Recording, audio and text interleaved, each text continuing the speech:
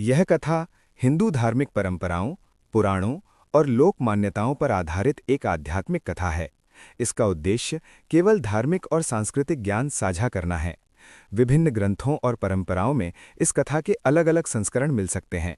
ये कथा श्रद्धा और आस्था से जुड़ी है। बहुत समय पहले की बात है, जब देवताओं और ऋषियों के बीच ये चर्चा होने लगी कि त्रिमूर्ति में सबसे श्रेष्ठ कौन है, ब्रह्मा, विष्णु या महेश। ये प्रश्न इतना महत्वपूर्ण था कि सभी ऋषियों ने मिलकर एक महान यज्ञ का आयोजन किया। उस यज्ञ का उद्देश्य ये तय करना था कि यज्ञ का फल किस देवता को समर्पित किया जाए। इस निर्णय के लिए महर्षि भृगु को चुना गया। भृगु ऋषि अत्यंत तेजस्वी और विद्वान थे। उन्होंने पहले ब्रह्मा जी के लोक में जाकर उनकी परीक्षा लेने का निर्णय किया। जब वे ब्रह्मलोक पहुंचे तो ब्रह्मा जी अपनी पत्नी सरस्वती के साथ व्यस्त थे। उन्होंने तुरंत भृगु ऋषि का स्वागत नहीं किया। इससे भृगु ऋषि क्रोधित हो गए और उन्होंने ब्रह्मा जी को श्राप दे दिया कि पृथ्वी पर उनकी पूजा बहुत कम होगी। इसके बाद भृगु ऋषि कैलाश पर्वत पर भगवान शिव के पास गए। भगवान शिव ने भृगु ऋषि को गले लगाने की कोशिश की, लेकिन ऋषि ने उन्हें अपवित्र मानकर मना कर दिया। इससे शिव जी क्रोधित हो गए। तब माता पार्वती ने बीच में आकर स्थिति को शांत किया। भृगु ऋषि ने शिव जी को भी श्राप दिया कि उनकी पूजा लिंग रूप में होगी। अंत में भृगु ऋषि वैकुंठ पहुंचे, जहां भगवान विष्णु शेषनाग पर विश्राम कर रहे थे और माता लक्ष्मी उनके चरण दबा रही थीं। भृगु ऋषि को लगा कि विष्णु ने उनका सम्मान नहीं किया। क्रोध में आकर उन्होंने भगवान विष्णु की छाती पर पैर मार दिया, लेकिन भगवान विष्णु ने क्रोध नहीं किया। इसके बजाय वे तुरंत उठकर भृगु ऋषि के चरण पकड़कर बोले, ऋषिवर, आपके पैर को चोट तो नहीं लगी? मेरी कठोर छाती से आपके पैर को कष्ट हुआ होगा। भगवान विष्णु की विनम्रता देखकर भृगु ऋषि का क्रोध शांत हो गया।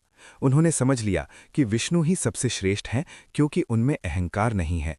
वे वापस यज्ञस्थल गए और सभी ऋषियों को बताया कि भगवान विष्णु ही यज्ञ के फल के योग्य हैं। लेकिन इस घटना से माता लक्ष्मी बहुत दुखी हो गईं। भृगु ऋषि ने भगवान विष्णु की छाती पर पैर मारा था और वही स्थान माता लक्ष्मी का निवास माना जाता था। उन्हें लगा कि भगवान विष्णु ने उनका अपमान सहन किया। इस अपमान से दुखी होकर माता लक्ष्मी वैकुंठ छोड़कर पृथ्वी पर चली आईं और तपस्या करने लगीं। माता लक्ष्मी के जाने से भगवान विष्णु अत्यंत दुखी हो गए। वे भी वैकुंठ छोड़कर पृथ्वी पर आ गए और तिरुमला पर्वत पर आकर रहने लगे। वहीं उन्होंने एक चींटी के बिल में निवास किया और गहरी तपस्या में लीन हो गए। यही वो स्थान था जो आगे चलकर तिरुपति बालाजी का दिव्य धाम बना। जब भगवान विष्णु तिरुमला पर्वत पर तपस्या कर रहे थे, तब उस क्षेत्र के अधिपति भगवान वराह थे। वराह भगवान ने पृथ्वी को समुद्र से निकालकर सुरक्षित किया था और उसी क्षेत्र में निवास करते थे। जब भगवान विष्णु वहां आए तो वराह भगवान ने उन्हें पहचाना और उनसे पूछा कि वे यहाँ क्यों आए हैं। भगवान विष्णु ने उन्हें बताया कि माता लक्ष्मी के पृथ्वी पर चले जाने के कारण वे भी वैकुंठ छोड़कर यहाँ तपस्या करने आए हैं। वराह भगवान प्रसन्न होकर उन्हें तिरुमला पर्वत पर रहने की अनुमति दी। भगवान विष्णु ने वचन दिया कि जो भी भक्त तिरुमला आएगा वह पहले वराह भगवान के दर्शन करेगा और उसके बाद ही उनके दर्शन करेगा। आज भी तिरुपति में ये परंपरा निभाई जाती है। पहले वराह स्वामी के दर्शन किए जाते हैं और उसके बाद भगवान वेंकटेश्वर के। उधर भगवान विष्णु चींटी के बिल में तपस्या कर रहे थे। समय बीतता गया और उनकी तपस्या गहरी होती गई, लेकिन पृथ्वी पर एक चमत्कार होने वाला था। एक दिन एक गाय रोज उस स्थान पर आकर अपना दूध उस चींटी के बिल पर गिराने लगी। उस गाय का मालिक ये देखकर आश्चर्य में पड़ गया। उसे लगा कि कोई रहस्य है। एक दिन उसने क्रोध में आकर उस गाय को मारने के लिए कुल्हाड़ी उठाई, लेकिन जैसे ही उसने वार किया, भगवान विष्णु उस बिल से बाहर आ गए और वो वार उनके सिर पर लग गया। भगवान के सिर से रक्त बहने लगा।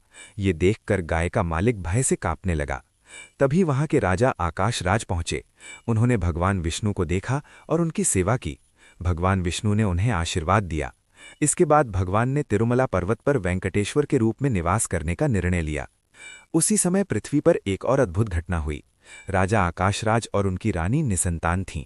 वे बहुत दुखी रहते थे और संतान प्राप्ति के लिए यज्ञ कर रहे थे। एक दिन जब राजा खेत की जुताई कर रहे थे, तब हल के नीचे से एक कमल प्रकट हुआ। उस कमल के अंदर एक दिव्य कन्या थी। राजा और रानी ने उस कन्या को अपनी पुत्री के रूप में स्वीकार किया और उसका नाम रखा पद्मावती। पद्मावती अत्यंत सुंदर और दिव्य थीं। जैसे जैसे वो बड़ी हुईं, उसकी सुंदरता और तेज पूरे राज्य में प्रसिद्ध हो गया। एक दिन भगवान वेंकटेश्वर शिकार के लिए जंगल में गए। वहां उनकी नज़र पद्मावती पर पड़ी। जैसे ही भगवान ने पद्मावती को देखा, उन्हें समझ आ गया कि वे स्वयं माता लक्ष्मी का अवतार हैं। भगवान वेंकटेश्वर और पद्मावती के बीच दिव्य प्रेम उत्पन्न हुआ। भगवान ने विवाह करने का निर्णय लिया। भगवान वेंकटेश्वर ने विवाह की तैयारी शुरू की। ये विवाह अत्यंत भव्य होना था। इसके लिए भगवान ने कुबेर से धन उधार लिया। कहा जाता है कि भगवान वेंकटेश्वर ने वचन दिया था कि वे कलयुग के अंत तक ये ऋण चुकाते रहेंगे। आज भी भक्त जो दान करते हैं उसे उसी ऋण को चुकाने का प्रतीक माना जाता है। भगवान वेंकटेश्वर और पद्मावती का विवाह अत्यंत भव्य तरीके से संपन्न हुआ। कुछ समय बाद माता लक्ष्मी को यह समाचार मिला कि भगवान विष्णु ने पद्मावती से विवाह कर लिया है। वे क्रोधित होकर तिरुमला पहुंची। जब दोनों के बीच संवाद हुआ तब सत्य प्रकट हुआ कि पद्मावती स्वयं लक्ष्मी का ही अवतार हैं। तब सभी देवताओं ने भगवान वेंकटेश्वर से निवेदन किया कि वे यहीं तिरुमला में निवास करें ताकि कलयुग के लोग उनके दर्शन कर सकें। भगवान ने यह निवेदन स्वीकार कर लिया। इसके बाद भगवान वेंकटेश्वर तिरुमला पर्वत पर स्वयंभू रूप में प्रकट हुए। आज वही स्थान तिरुपति बालाजी मंदिर के रूप में प्रसिद्ध है। हर वर्ष करोड़ों भक्त वहां दर्शन के लिए आते हैं। माना जाता है कि सच्चे मन से मांगी गई हर मनोकामना भगवान वेंकटेश्वर पूरी करते हैं। तिरुपति मंदिर दुनिया के सबसे धनी और प्रसिद्ध मंदिरों में से एक है। ये केवल एक मंदिर नहीं बल्कि आस्था, विश्वास और चमत्कार का प्रतीक है। समापन। तिरुपति बालाजी की ये कथा हमें सिखाती है कि भगवान अपने भक्तों के लिए हमेशा उपस्थित रहते हैं। सच्ची श्रद्धा और विश्वास से की गई प्रार्थना कभी व्यर्थ नहीं जाती। यदि आपको ये पवित्र कथा पसंद आई हो तो चैनल को सब्सक्राइब जरूर करें, इस वीडियो को लाइक करें और कमेंट में जय बालाजी जरूर लिखें। साथ ही इस कथा को अपने दोस्तों और परिवार के साथ शेयर करें ताकि अधिक से अधिक लोग भगवान वेंकटेश्वर की महिमा सुन सकें।